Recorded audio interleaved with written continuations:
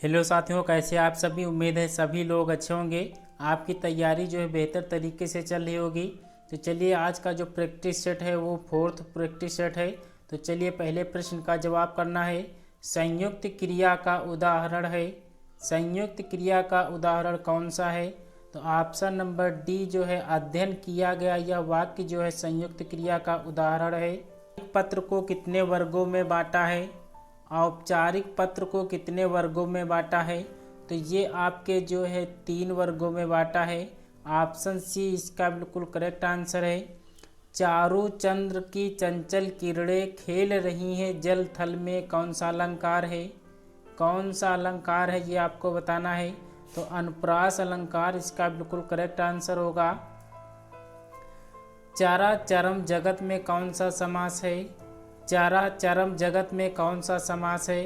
दिए गए ऑप्शन में से सही समास बताना है। तो द्वंद्व समास इसका बिल्कुल करेक्ट आंसर होगा। शुद्ध वर्तनी का चयन कीजिए। शुद्ध वर्तनी का चयन करना है। तो प्रभु जो है ये शुद्ध रूप से लिखा गया है। ऑप्शन डी इसका बिल्कुल करेक्ट आंसर होगा।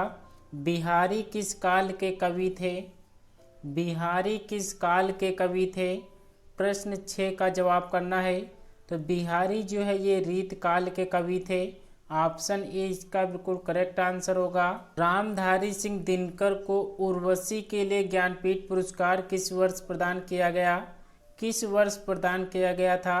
तो उर्वशी के लिए रामधारी सिंह दिनकर को जो है 1972 में ज्ञानपीठ पुरस्कार दिया गया था। संघर्षी ध्वनि किसे कहते हैं? संघर्षी ध्वनि किसे कहते हैं? तो ऑप्शन ए जो है सा, ये जो होता है इसे संघर्षी ध्वनि कहते हैं। ऑप्शन ए इसका बिल्कुल करेक्ट आंसर है। औरत का विलोम शब्द है। औरत का विलोम शब्द बताना है। तो औरत का विलोम शब्द जो होता है वो आदमी होता है। ऑप्शन सी इसका बिल्कुल सही जवाब है। चातक का सही अर्थ है।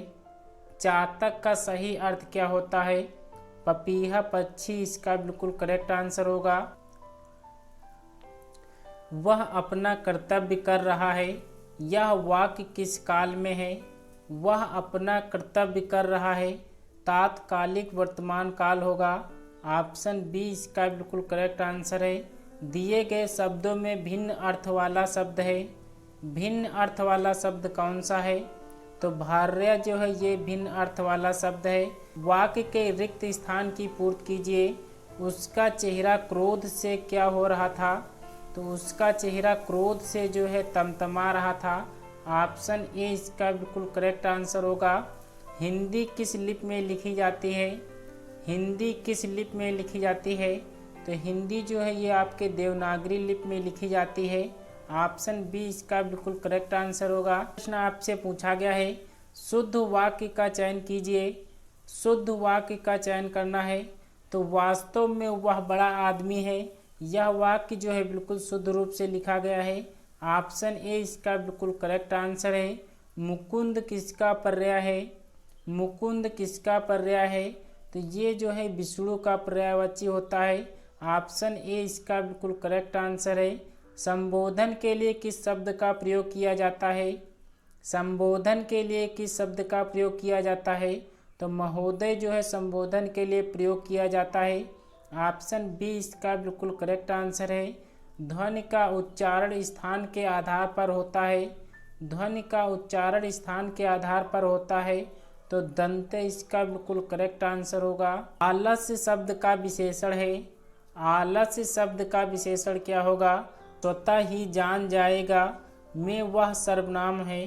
वह सर्वनाम क्या है ये आपसे पूछा गया है। तो वह स्वतः ही जान जाएगा, वह जो होता है ये आपका निजवाचक सर्वनाम होता है।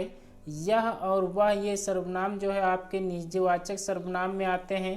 तो ऑप्शन बी इसका बिल्कुल करेक्ट आंसर होगा। आप गजल को आशीर्वाद देकर कृतार्थ करें। आशीर्वाद जो है ये किस प्रकार से शुद्ध रूप से लिखा जाता है? दिए गए ऑप्शन में से सही जवाब करना है। नीचे 2 ऑप्शन और दिए गए हैं। तो ऑप्शन नंबर डी में जो है आशीर्वाद इस प्रकार से शुद्ध रूप से लिखा जाता है। ऑप्शन डी इसका बिल्कुल करेक्ट आंसर होगा। ग्रीस का संधि विच्छेद है। ग्रीस का सही संधि विच्छेद आपको बताना है। प्रश्न 22 का जवाब करना है। तो ग्रीस का जो संधि विच्छेद होगा तो गिर प्लस ईस इसका संधि विच्छेद होगा। ऑप्शन डी इसका बिल्कुल करेक्ट आंसर होगा। हिंदी का कौन सा प्रेमाव्याख्यान कवि एक जो है आँख का काना था? कौन सा कवि जो है एक आँख का काना था? तो जायसी इसका बिल्कुल करेक्ट आंसर होगा। अगला प्रश्न आपसे पूछा गया है, एक बार कही बात को दोहराते रहना वाक्यांश के लिए एक शब्द है। एक बार कही बात को दोहराते रहना, इसके लिए जो वाक्यांश के लिए एक शब्द होगा वो पृष्ठपेषण होगा। ऑप्शन सी इसका बिल्कुल करेक्ट आंसर होगा। आधुनिक युग में किस बोली का विकास पर्याप्त रूप से हुआ? आधुनिक युग में किस बोली का विकास पर्याप्त रूप से हुआ है? तो ये आपके खड़ी बोली का हुआ है। ऑप्शन सी इसका बिल्कुल करेक्ट आंसर होगा। दोस्तों डेली के तरह हमने आज भी टॉप 25 क्वेश्चन यहाँ पे किए हैं, जो कि वेरी मोस्ट इम्पोर्टेंट ये बुक से प्रैक्टिस सेट आपका हो रहा है। तो दोस्तों वीडियो को एक लाइक ज़रूर कर देना। चैनल पर नए हैं तो चैनल को सब्सक्राइब कर बेल आइकन को भी ज़रूर प्रेस कर दीजिएगा, क्योंकि डेली यहाँ पे जो है आपका प्रैक्टिस सेट कराया जा रहा है, जो कि घटना चक्र की ये बुक है उससे आपका ये प्रैक्टिस सेट कराया जा रहा है। तो चलिए दोस्तों, आज की क्लास कैसी लगी कमेंट्स बॉक्स में ज़रूर बताना। मिलते हैं कल की वीडियो में बेहतरीन ऐसे प्रश्नों के साथ। तब तक के लिए अपना ख्याल रखिएगा। जय हिंद, जय भारत।